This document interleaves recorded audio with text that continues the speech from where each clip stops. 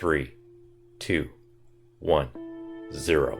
If you want to cross 500 miles of brutal desert at 100 miles per hour, you only have two real choices. In one corner, the KTM 450 Rally replica, the winningest bike in Dakar history and the 2025 champion. In the other, the Honda CRF450 Rally, a carbon fiber, HRC-built masterpiece.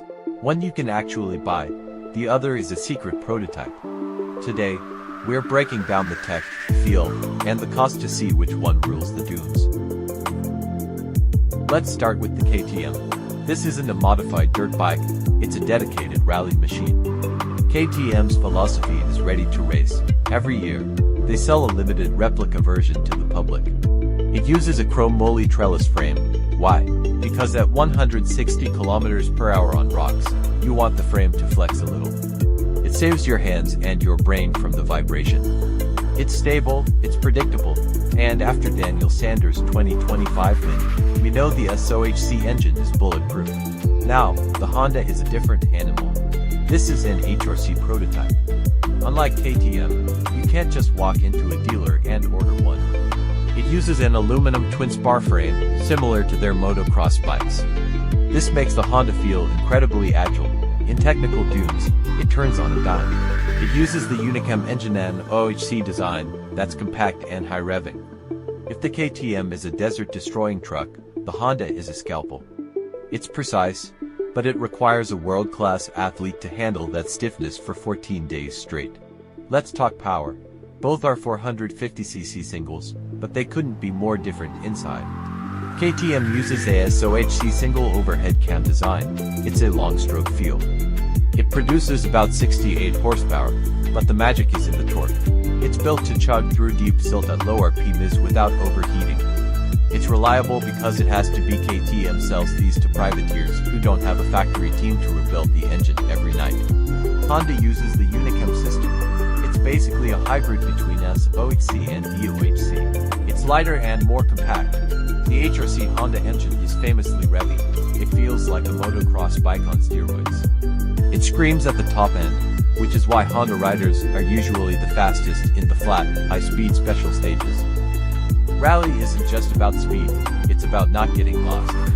Both bikes feature massive carbon fiber towers to hold the roadbook and GPS.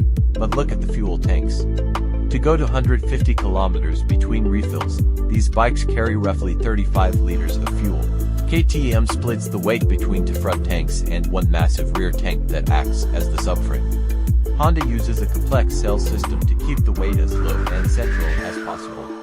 When the tanks are full, these bikes weigh over 300 pounds. Managing that weight as the fuel burns off is the secret to winning. You can't finish a Dakar stage without 35 liters of fuel. How they carry it changes everything. KTM's secret. The KTM has a rear tank that is actually part of the subframe. It keeps the weight balanced as the front tank's empty. It's paired with WPXACT Pro cone valve forks, basically the gold standard for desert racing. Honda's secret. Honda wraps their tanks low, almost touching the skid plate. This lowers the center of gravity. Even though it weighs 140 kilograms dry, the Honda feels lighter between your legs than the KTM. They run factory Showa gear, which is so expensive. You literally cannot buy it as a civilian. Here is the reality check. The KTM 450 Rally replica costs about 35,000 euros, and they sell out instantly. If you want the Honda, you have to build it. You buy a CRF450 RX, then spend another $15,000 on a kit from companies like RS Moto or MST to make it look and act like the Dakar bike. You're getting the look, but you're still not getting the secret HRC engine internals the factory guys have.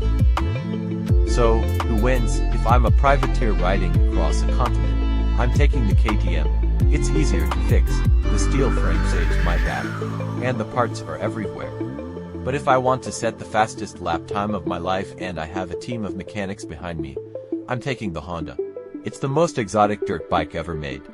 Which one would you risk your life on in the dunes? Let me know in the comments. Don't forget to hit subscribe. See you in the dust.